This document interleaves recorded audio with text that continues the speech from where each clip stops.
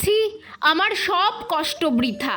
এখন মনে হচ্ছে গাছটাকেই কেটে ফেলি। শেষে এটা হওয়ার কোনো দরকার ছিল? আমার কাছে ছাদ বাগানের সবচেয়ে শখের গাছ হলো ড্রাগন গাছ।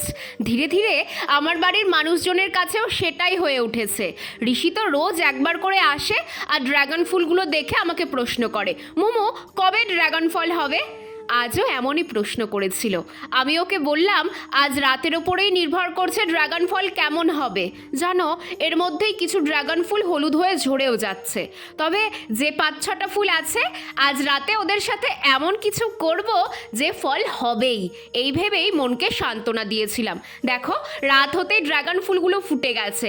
ফল হওয়ার আগে এই একদিনই ড্রাগন ফুল ফোটে, আর সেদিন রাতেই এদের পরাগায়ন করতে হয়। কিন্তু সর্বনাশ করলো বৃষ্টি এসে।